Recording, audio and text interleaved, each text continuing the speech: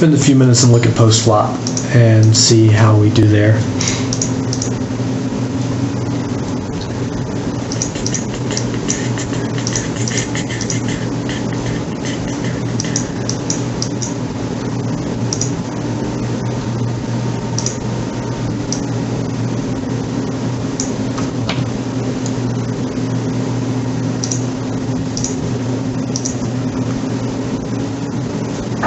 Alright, looks like you lose money post-flop anytime you face a continuation bet. So that means when you're in position and you limp and he raises out of position and you face a continuation bet, you're losing money. When you're facing a continuation bet out of position, you're losing money. So we're going to look at that. We'll see how I play against him. I apparently win a lot of money when I play in position against continuation bets, and maybe everybody loses out of position against continuation bets, and that's why continuation bet's such a good play. Yeah. That could always be the case. So let's specifically look at this since we had such a big disparity.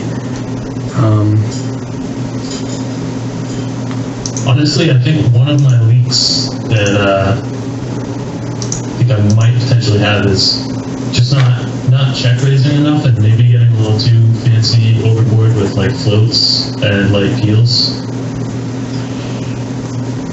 Okay, so are you talking peels out of position or peels in position? Yeah, out of position, Ooh. In position even. I probably wouldn't peel out of position. That's really fancy play. I do it sometimes, but I'm also a fucking donkey. I like paired boards. Sometimes I'll check call as a bluff. Yeah. But then again, I'm like a leaky fucking faucet.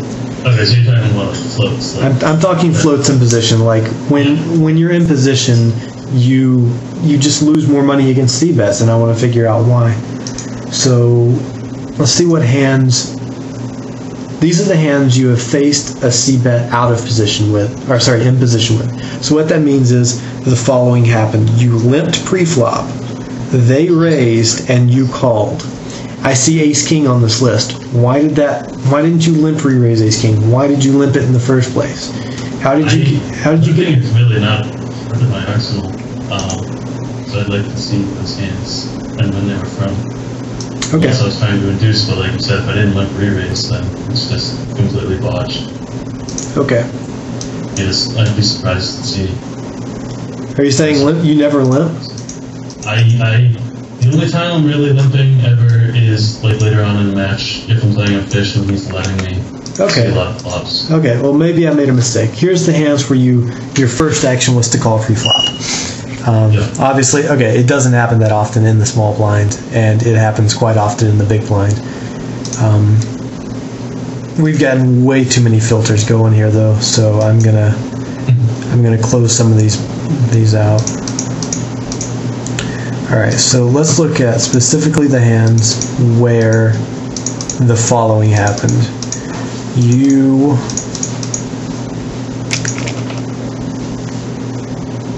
You're going to limp call. Let's see if that ever happens. 41 times. Looks like ace-2, some queens you limp called. These were all in here. Here you limp called 6-king, probably a min raise. Yeah. Alright. So that's going to be a dead end.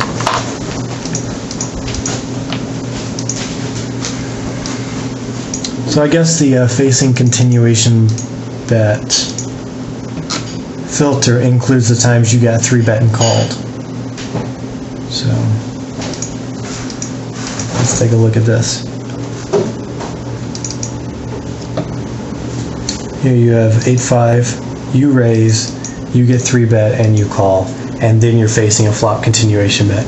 So yeah, it includes all of those leaky spots we talked about earlier where you call a 3-bet. Clearly, you're losing money post-flop with those hands. You just...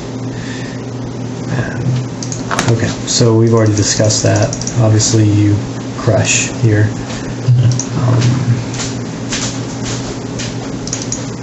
Here's one where you raise call and lose a lot of money. Okay, here... I don't know. I kind of like a ship here. The guy's 3-betting 20% of his hands. Yeah. It might be better. Then again, like, you're kind of deep for a ship, and you've only got deuces, so I don't know. But you call, which is fine given the stack sizes. You can call there just to set mine, but then somehow you lose a lot of money post-flop.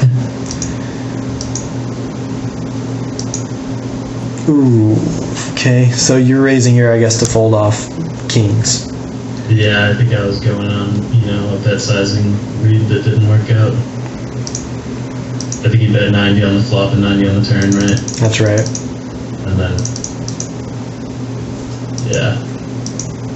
Okay, well, it's going to work out sometimes. It's just spew. Yeah, that could be just spew. It's going to work out sometimes. It's not going to work out other times. Let's take a look at Queen 10. You raise, you min raise, and get 3-bet. And this is to 180. So this would be a fold.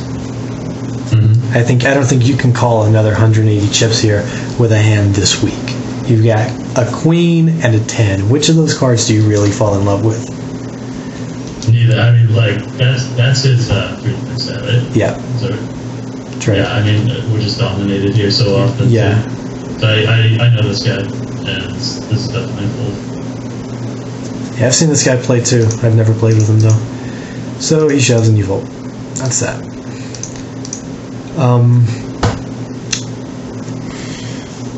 Alright, let's take a look. You said earlier you thought you may be leaking when you should be check raising. Let's just take a look at what happens when you check raise.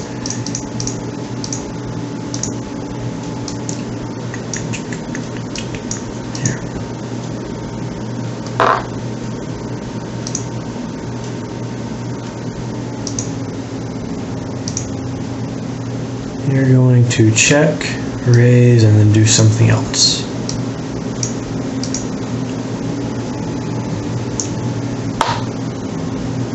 Great, so you're winning. In hands where you check raise, you win pretty substantially.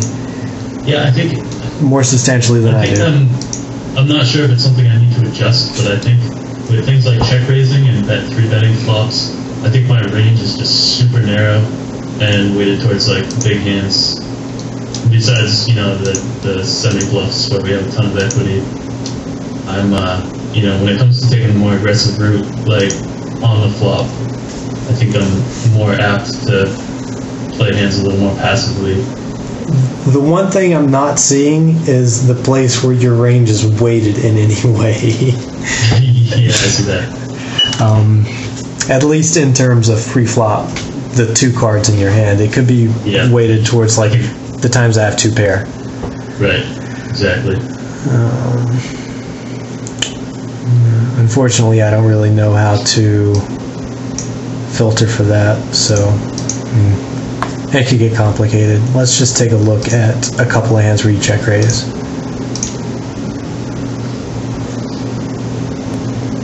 Right here you've got middle pair and you check raise.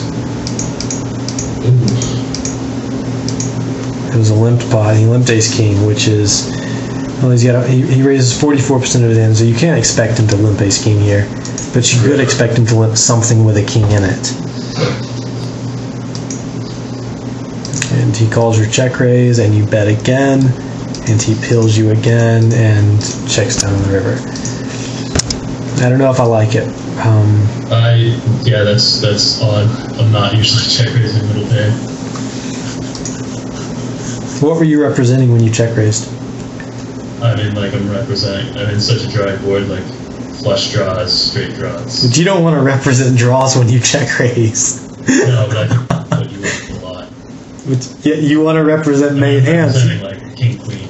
Yeah, pretty much. But wouldn't you raise king, queen out of position? A lot of times. Yeah. So, like, king, jack, maybe a weak king. Yeah, what you are absolutely representing a draw here, but that's not what you want to do when you check raise.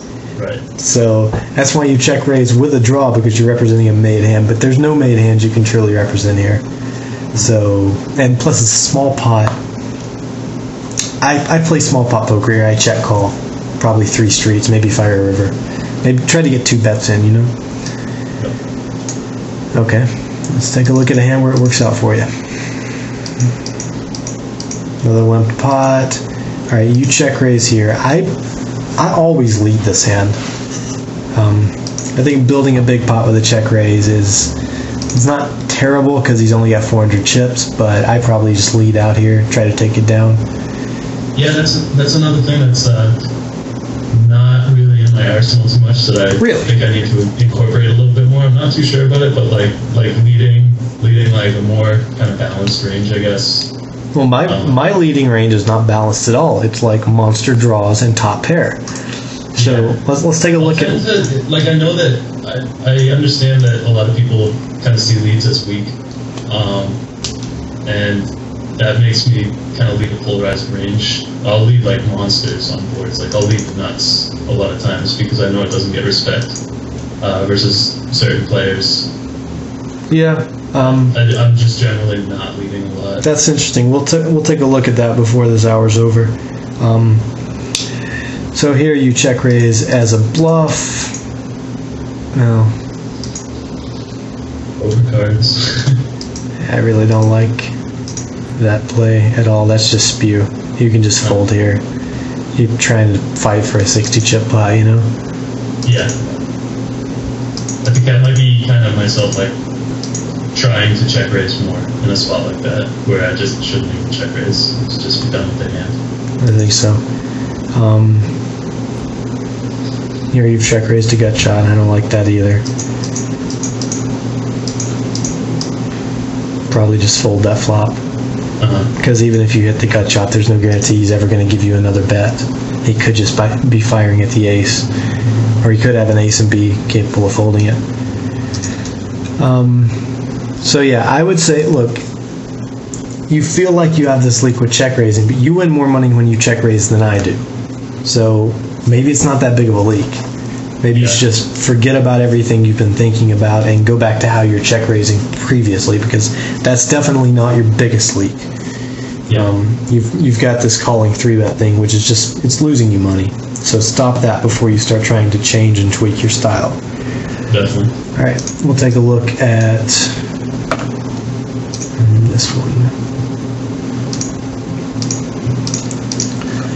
So I want to look at when you check, or I want to look at limped pots first, and then you do something that involves betting out. So these would be leading into a limp pot.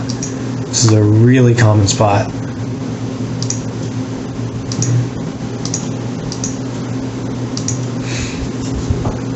Okay, it looks like you win money here, and I win a similar amount, maybe a little bit more.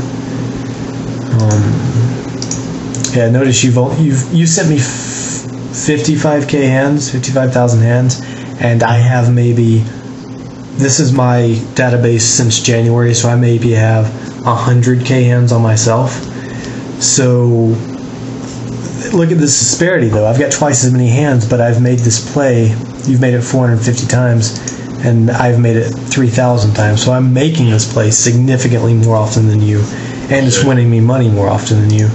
So let's take a look at the hands where I'm limping out, or I'm leading out into a limp pot.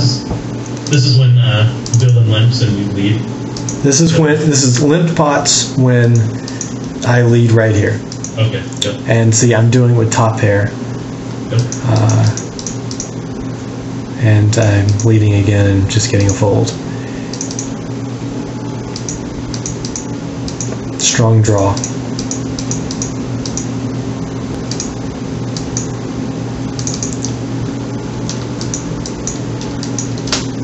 Mid pair.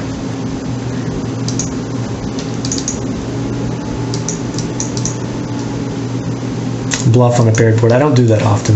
I probably think that was spew. I don't know why I did it against this guy. I think this was on absolute as well. Okay. Strong draw. And I think I check call here for the split and for the okay. Strong draw.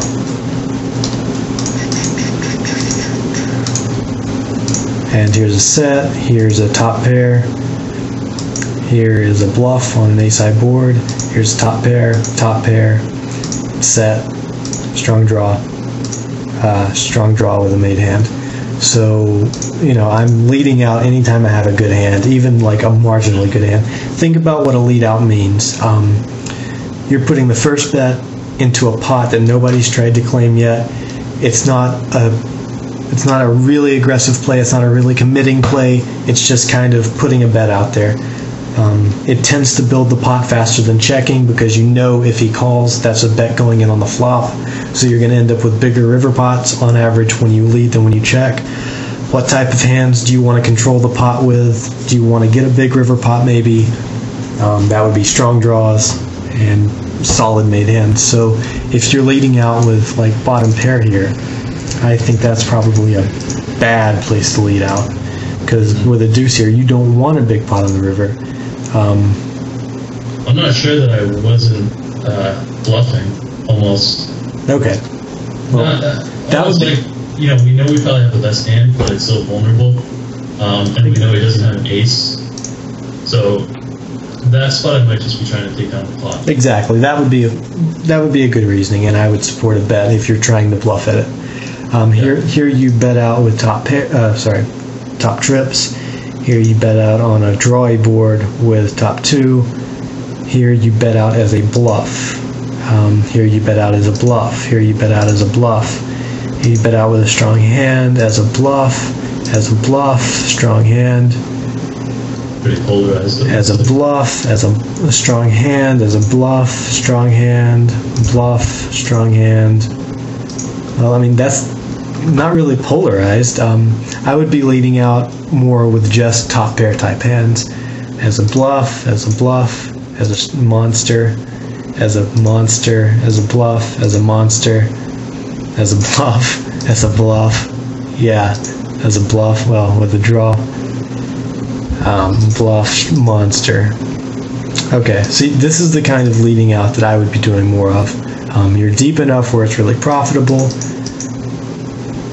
That's beautiful. And then you pot again, and then you pot on the river. That's perfect. And stuff like this, I would probably just be checking when you get like bottom pair. Just give up the pot, you know. No use fighting over this. So, I guess the point I'm trying to make is you bet out when you want to fight for the pot, and you don't bet out when you don't want to fight for the pot. Right. Okay.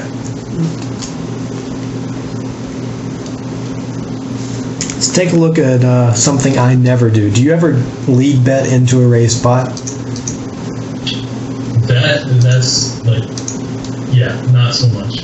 Yeah, I don't. I probably lead a lot less than I do, like in that example before with limped pots. Okay, well, I never do that either, so we're not going to have anything to compare there. I think I know some players do it, like with sets. I know that's a common place to lead out. Yeah, I think, like I said before, like my range for doing that is probably really strong hands when I know, you know, either the person's not going to give me credit or he has a monster himself that he's behind with. Here's what I've started doing. I think to myself in every game, how is this player going to get money in the pot? Is he going to do it by c-betting a high percentage of the time, or is he going to do it by calling a high percentage of the time? And if he's a guy who's going to c-bet and double barrel or maybe fire rivers, I'm happy to check and raise. If he's a guy who's just going to chase to the river, I want to lead out into him. And those are two very different players, and you make money with monster hands in very different ways. Right. So that would be, like, if I was playing against a passive guy who maybe c-bets 50% of the time, I'm not going to waste a street waiting on him to c-bet. Yeah. Especially with like a set or top 2 pair, I want to get 3 streets of value desperately. So I want to look at one more spot before we... Do you have any spots you want me to look at? No, I think those last few that came up and the calling through, that's probably the most interesting. Yeah, I want to look at how we play strong draws. That's a very interesting spot a lot of times, because you get a lot of varying theories about how to play strong draws. Some people, if they've got the ace high flush draw, they figure, screw it, I've got at least 12 outs, and they just go really hard on the flop with that. That's when I mix up a lot, I think. I'll call with it a lot of times because, I have ace high and I feel like I'm good. And, you can't really play that hand wrong. Yeah. Except if you pulled it. Yeah, let's take a look at hands where we had. Okay, I'm not interested in backdoors. I'm interested in 2 cards, nut flush draw, low flush draw, mid flush draw, and 2 card straight draws. Screw a gut shot.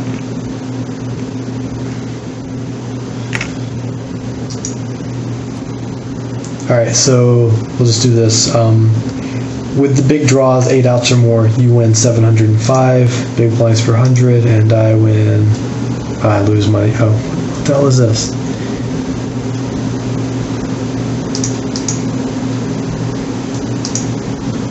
I don't know why it only has 50 hands for me.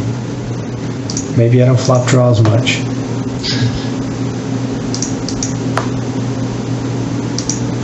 Oh, I think this is when you flop both. Okay, let's look at this.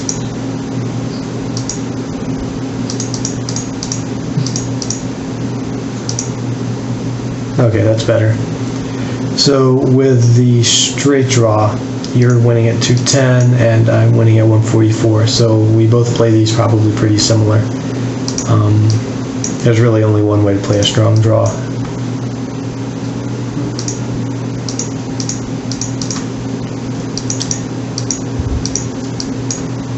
And for a strong flush draw, you're winning at 262. I'm winning at 305, so we probably play those pretty standard. What I'm really looking for when I'm going through these is places where I win money and you lose money, or the other way around, places where you win 10 big blinds and I win 600. Those are places where you can really, there's got to be a leak. Right. The thing you want to watch out for when you're doing this for yourself is, let's say we're 2 different players and I like to limp pre-flop and bet, I like to play post-flop poker, I like to bet and bluff and get money in on the river, whereas you like to raise pre-flop, fire lots of c-bets, some of them are bluffs, fire lots of double barrels, some of them are bluffs, and get your money in by playing a really loose aggressive style.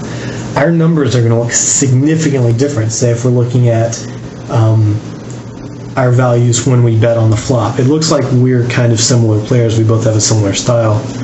But I have another friend who limps maybe 80% of his hands. And when he bets on the flop, he gets a lot more respect than when I bet on the flop. So he wins significantly more money post-flop. But I win more money pre-flop because I'm making those raises.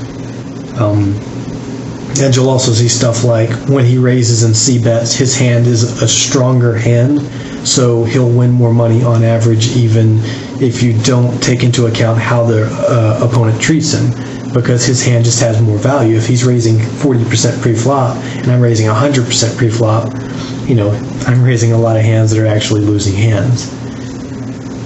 So that's all I can think of. I just saw one more spot. All right. I'd just be curious to see if I'm winning or losing money. Raising limps.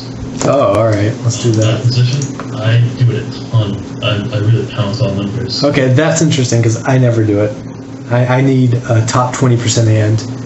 I go crazy with it. All right. So this is going to be raise and do something else.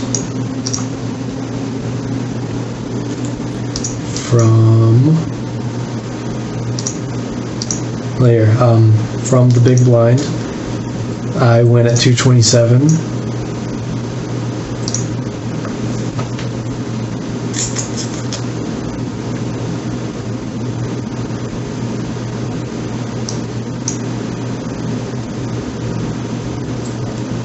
You win at 95. So that's a pretty big disparity. We could probably find some leaks there. I want to look at specific hands though to see All right, now that we found a place where you leak, we're going to go back to the filters, and we're going to add in your cards. Let's say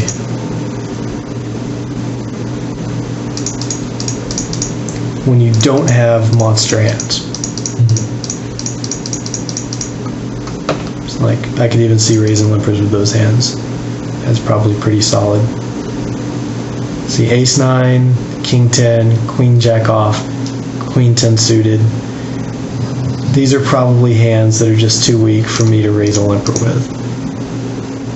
Maybe even like that. Yeah.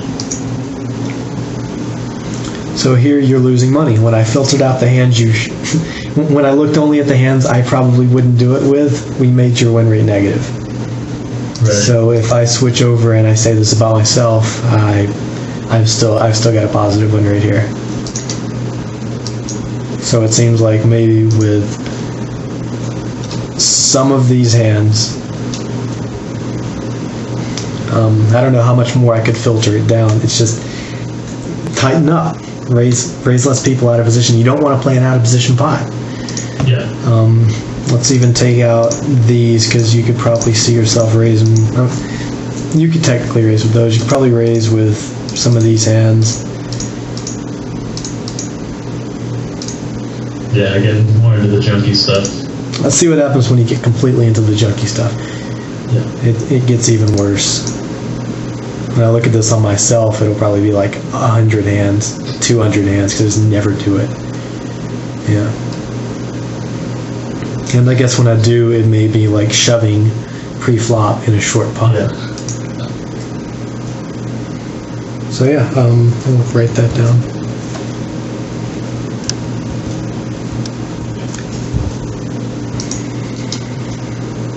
All right, I've got one more spot.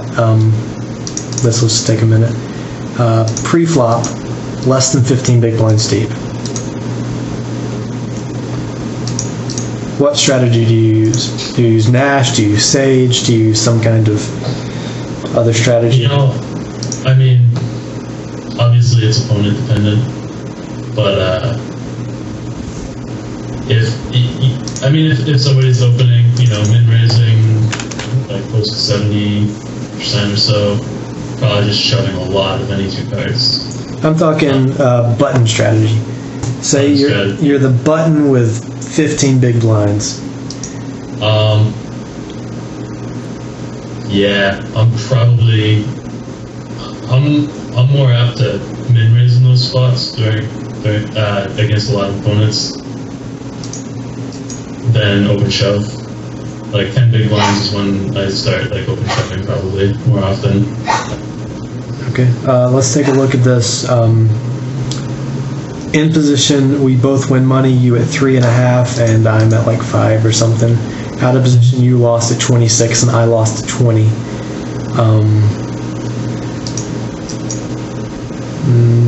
May not be worth looking at. May be worth looking at again. Sounds like we have pretty similar strategies. Yeah.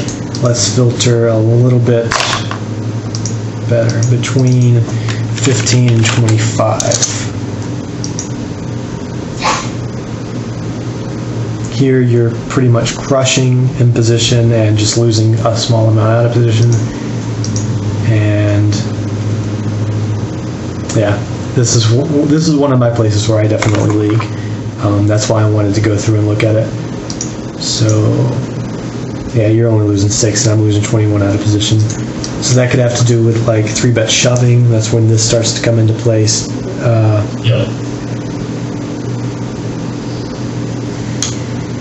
Okay, so, and this doesn't mean anything, but deep pots. We'll probably both win money in both spots here. So, yep.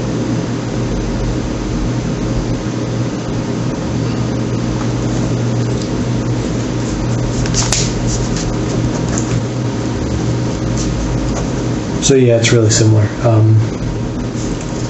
Just going through all my spots and making sure I went over everything.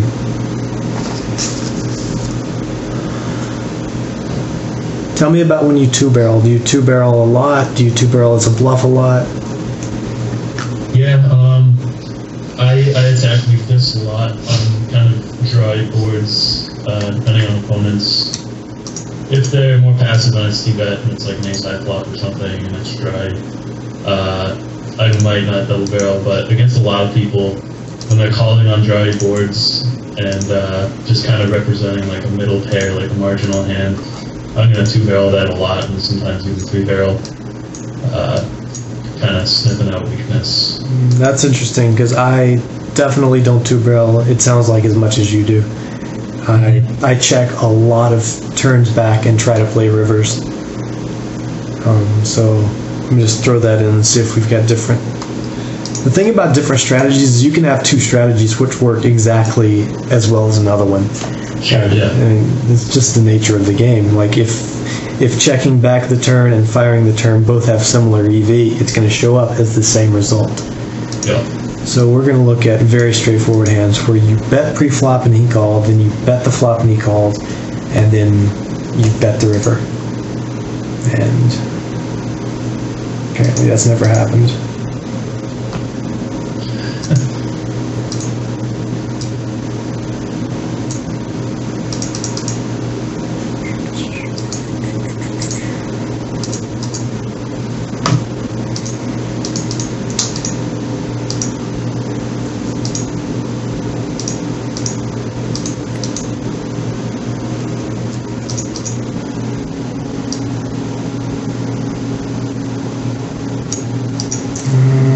Pretty confused now. Yeah. Got some random pull card filters on. Oh, I know what it is. Pre-flop, it's not a bet, it's a raise.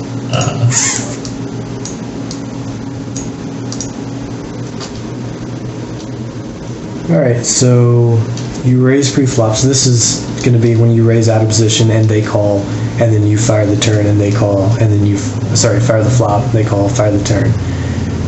Looks like you win pretty substantially, 500, 400. That's way higher than I expect mine to be. No, I guess not. So from the big blind, this could just be a sample size because 300 is small. Looks like we're both firing double barrels pretty well. So maybe we have a more similar strategy than we thought. It's interesting that you only have 665 times when you fired that, and I have 3 times that many, 2.5 times that many. Yeah. Maybe we're both firing about the same number of double barrels after all. Alright, well, this has been very educational. I think I found some spots on myself I'm going to go and look back at. Definitely. So, alright, I'll talk to you on AIM. Take care. Alright, thanks a lot.